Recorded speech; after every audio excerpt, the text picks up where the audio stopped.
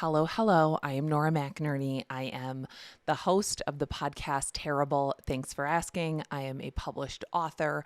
I'm an adult woman with Invisalign. So please excuse the slight lisp. I could take these out, but I am paying for them. Unlike the first time I got braces, I am paying for these and they only work if you keep them in. And frankly, I am an ideal patient. I am so compliant. I really am. If they would have told me you can never take these out, you wear them for the rest of your life, I would have been like, absolutely. You can count on me. You can count on me. I only have to wear them 20 hours a day. But when you think about it, that's pretty much all day, unless you're eating. Which, does that take me 4 hours a day? I think if you add it up, probably. Anyways, all right, so today we are talking about how I got my first book deal. I did not know anything about publishing before I published a book. And I used to be kind of insecure about that because there are people who really, study the industry that they want to be in and they pay attention to it. And that was just not me. Publishing, really any job I've ever had, has seemed very, very mysterious and impossible to enter until I got in there. And even then, I would never consider myself a publishing expert. I would never want to give anybody any kind of advice, really. And when people reach out to me asking about how to get a book deal or how I got a book deal, I always say I cannot give you advice. I just can't. And it's because I got my first book deal in such an unusual way. So we're going to take a trip back in time. It's the year 2011. I have been dating this guy for a year. His name's Aaron. I met him in 2010. On our first date, we're talking about how many kids we wanted to have. It was just easy. It was so easy and annoying, right? Like I found him when I wasn't looking and things just fell together. And we were together for a year. I was moving into his house, which was extremely controversial because I grew up Catholic and I didn't want my parents to know that I was moving into this man's house who I'd been with for about a year. I'm at work. I get a call at work and it's one of his coworkers who is telling me that Aaron had a seizure. What? Aaron had a seizure because, as we found out at the hospital that night, he had a brain tumor. He had a giant brain tumor. I mean, not giant, the size of a golf ball, but really, do you want a golf ball lodged in your brain, in your skull where you keep your brain? No. Also, where does the brain go when something like that, just sort of pops in there and starts growing? Aaron had a brain tumor. It was a really, really serious kind of cancer called glioblastoma, and it was stage 4. I was working in advertising. I was working as a social media person. I was doing some copywriting. My job was basically writing tweets for brands. If you saw any tweets from a company whose name rhymes with Great Clips in 2010, you were looking at my handiwork there, baby. Aaron also worked in advertising at a different agency. He was a designer. We both were, creative people whose creative output was mostly focused on client work. I should say that for myself. Aaron actually had a very rich creative life. He was always making things, designing posters. I have some of his art, still all around my house. He would design t-shirts. He just was always doing things. I focused mostly on client work and on, because it's 2011, writing my Tumblr. Okay. I had a Tumblr. I was a beta user of Tumblr when it first came out. I wrote little essays, I came of age in the height of the blog era, right? LiveJournal, Blogspot, WordPress. If you were a kid, a teenager, an adolescent who was interested in writing, you had a blog. You had a blog, baby. And I would write for other blogs. I wanted so badly to be a writer, but I did not have literally the guts to make it happen. I did not have the guts to struggle and suffer and pitch things and make, $25 at a time and live off that. I didn't. So I worked my day job and I wrote a little bit on the side. And when Aaron was diagnosed with cancer, I could not stop writing. mostly in a notebook. I had to write about every single moment that we were going through, that he was going through, that I was going through separately. Like I was observing everything. I was plopped into this bizarre world that I had not chosen, that I could not wrap my mind around. Suddenly we were not, young people with our eternity stretching out before us. We were two young people with a potentially, most likely, very, very abbreviated version of the future that we had imagined. So I was writing in a notebook. I made a different Tumblr called My Husband's Tumor .tumblr.com. Can you believe that one was available?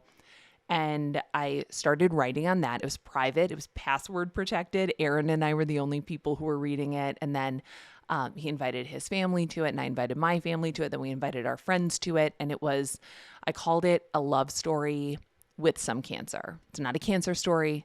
It's a love story with some cancer. I wrote not really about the details of cancer because frankly, Aaron and I were too dumb to understand them. At one point I had told him and other people, I was like, oh yeah, Aaron goes, once a month he goes to the hospital and gets like a vitamin infusion. And I mentioned that to his doctor and he was like, that's chemo, you dumb bitch. I was like, oh, I don't know. There was just something about the name of it. I think it was called Avastin. That sounds like a vitamin to me. I think I read Avastin and heard a vitamin. So Aaron and I did not know anything about cancer. We didn't want to. We did not want to be cancer people. We wanted to be ourselves. I wanted him to be himself. I could sense the way that when he was diagnosed, he went from being this fully formed person, this hilarious, warm, layered person to being a sad story, right? It's sad. He's 31. He was diagnosed with stage 4 cancer. And I hated that feeling. I knew he hated that feeling. So I would write, he would read it, he would approve it, and I would put it up. And eventually I took the password off, and a lot of people read that Tumblr. A lot of people followed that Tumblr. And Aaron died. Sorry. It's really not like a great transition into that, but Aaron died in 2014. And before he died, we had another final creative collaboration. We'd had a child 2 years earlier, almost 2 years earlier. And I asked Aaron if he would write his obituary with me the night that he entered hospice care. This is not normal. I mean, nothing about this is normal, but it's definitely not normal to pre-write the obituary with the person who's about to die. But I didn't want to be responsible for summarizing Aaron's life for him. I wanted him to have a say in this. And he had already planned his funeral. He had made a playlist. He was like, I do not trust you. You would only play Bright Eyes and it would be a major bummer. And I'm like, well, yeah, it is a funeral. But he picked the soundtrack, and he picked, the food that we would have and the drinks that we would have. And I asked him if he would write his obituary with me, and he said yes. And we sat up in bed. We paused Game of Thrones. This is back when it was good. And he was like, oh no, I'm going to die not knowing how it ends. And honestly, I am glad that he did. I'm glad he didn't have to see that final season. Okay. I'm not afraid to say it. That was just, I was with it. I was with it even through the zombies, but like the zombie dragon, no. Anyways, Aaron and I write his obituary together, and we're going back and forth, and Aaron was a huge, huge Spider-Man fan. So we say, per mort, Aaron Joseph died due to complications from a radioactive spider bite and a years-long battle with a nefarious criminal named Cancer who has plagued our society for far too long. And we mention his first wife, Gwen Stefani, and who, has never commented publicly about this loss. She just hasn't. We all grieve differently. I don't judge her at all. We turn back on Game of Thrones. I tell Aaron, I hope we never need this, because I did hope we would never need it. I hoped he would be on hospice for 100 more years, and he would just naturally make a recovery. It's so strange to live with a person who has a terminal illness and to love them. It's not hard to love them. It's so hard to balance hoping for the best and knowing that the worst is going to happen. It's such a tightrope. I do think we walked it really well. We faced what we needed to face, and we didn't let it take up too much room. And writing that obituary together was such a beautiful, beautiful experience. We cried, we cracked each other up, and then we finished Game of Thrones. And I saved that that document. I labeled it in case of emergency. And when Aaron died, I did what you're supposed to do. I sent it to the newspaper, and I thought, there's no way they're going to publish this. They're not going to publish this, but this is for anybody out there who's unaware. They will publish it because you paid for it. It is an advertisement for your funeral. It is a little bit typically about somebody's life, and then a lot about the details. Like, here's the who, what, when, where, and why. Stop by the church basement for a ham sandwich. Aaron's funeral was not at a church. There were no ham sandwiches, tragically. But they did publish it in the Minneapolis Star-Tribune, which is our local newspaper. And the point of the obituary was obviously to let people know that Aaron had died, but also for it to give people what Aaron gave people so naturally in his life, which was the feeling of being in on the joke. Aaron was the kind of person who made you feel like you belonged right away, that the party could not have possibly started until you arrived. We're so glad you're here. Here, we saved you a seat. The night that I met him, he had invited me out to, meet him and his friends at a bar. And I told my cousin, I want to go. This guy invited us out. Let's go. And she's like, oh, God, do I have to? And she went with me. Thank you, Lillian, for being a real ride or die. And we walk into this bar, and he's sitting at a table with 30 people. And I thought, oh, shit. He was just being nice. There's so many people here. And he sees me. He gets up, sees me and my cousin, pulls over 2 more chairs, and then goes around and introduces us to every single person at the table. I'm a socially anxious person. I was ready to just disappear into like puff of smoke. And that was such a fun night, and he made it possible. That's who he was as a person. And the obituary goes out, and it is an inside joke with anybody who knows him. And then the unintended consequence of that is that the obituary goes viral. And at this point, it's 2014, which is still a simpler time. Okay. Tumblr is kind of like at its apex at this point. There's like one algorithm on Facebook. We're all on it. We're all seeing the same stuff. There's like one viral thing a day, and we're all seeing the same viral story. And for days, the viral story was Aaron's obituary. It was on the Washington Post. It was on BuzzFeed. It was on National Public Radio. It was just everywhere I turned for days. And I got so many messages from so many people. And one of the messages that I got was from a woman who was a literary agent. I got a few emails like that from literary agents who had said, I saw this obituary, and then I found your Tumblr, and you are a good writer. You're a gifted writer. When you're ready, you should think about writing a book. I'd been thinking about writing books since I was a kid. I had been fantasizing about that kind of life since the moment I read my first book. The first book that I really, really read, which was like a listen along with me. It was like, I wish I can remember what those were called, where they would come with like a cassette tape with the little book in like a plastic baggie that hung on like a little, display in the library. And it was an abridged version, obviously, of The Hobbit. And I remember listening to it and the words like clicking in my brain and being like, and like pausing the cassette and just like reading and being like, this is what I want to do. I want to make these, whatever these are, these books, I want that. I want to do that. So I had thought about that. I thought about writing. And I mean, I'd always wanted to write a book. I'd thought about it. I didn't think that would be the book. I didn't think the book would be about, being widowed at age 31. Certainly, I thought the book would be, honestly, I thought the book would be about working in New York City in public relations for a truly loco boss who had no boundaries and did a lot of bizarre things. And then on a day off, I went and saw The Devil Wears Prada. And I cried so hard because it felt like my life, and also because I'd been beaten to the punch. I was like, oh no, this is the story. This is it. Someone already wrote it.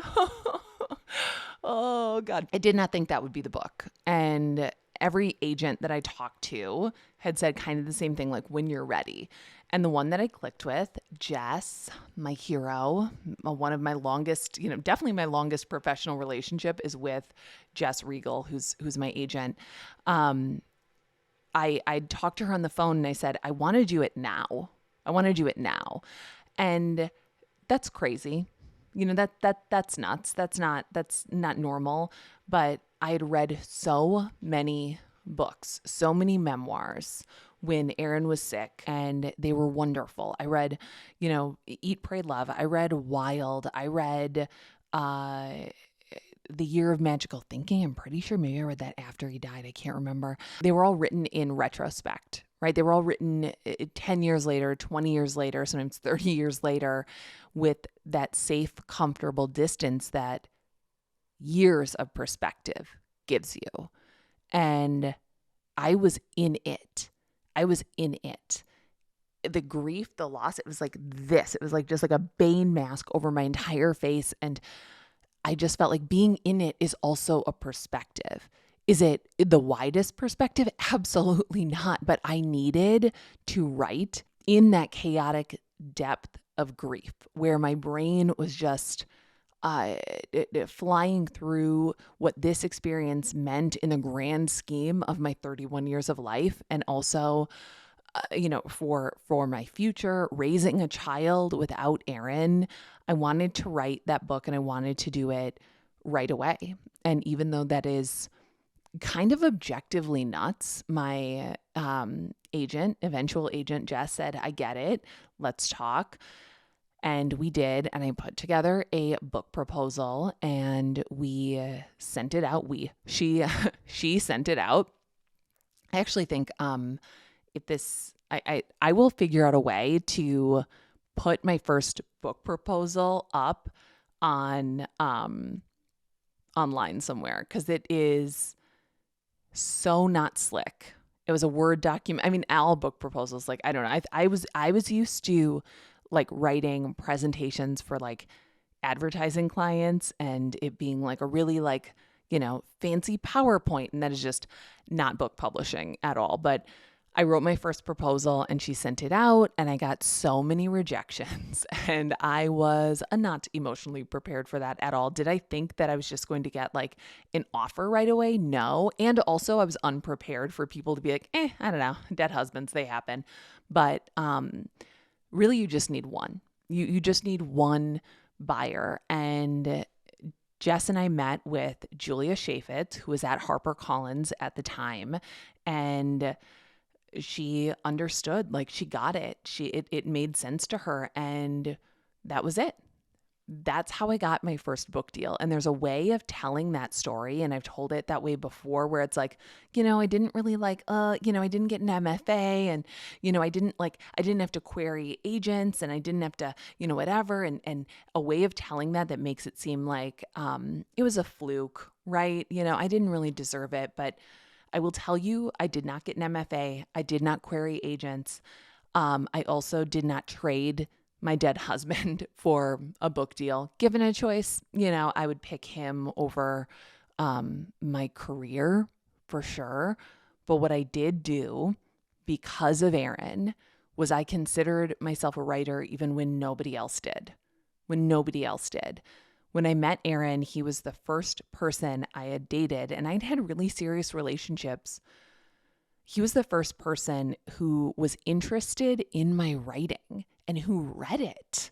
Like the first person who was like, oh, you're funny. Like, I like the way you think. When's your next thing coming out on this website no one reads? Like, my stories probably got 15 hits, and he was all 15 of them, like refreshing it. And when I, got home from work and I was like, oh, I think I'm going to like write on my Tumblr. He was like, cool, great. Awesome. I'll sit next to you on the couch and, I'll design something. I was always writing even when no one else was reading it. And there was a period in my life where I'd stopped doing that, several years, but there were years where I would say high school were years like that, where I was like, oh, this wanting this kind of life is so embarrassing because if I want it, I won't get it. And I did not write that blog every day thinking, okay, this is only going to be worth it if I get a book deal. I will only do this. It will only be worth my time if I do this. I didn't. I did it because I loved writing. And I still, to this day, cannot give anyone advice about how to get published, how to find an agent, or anything like that.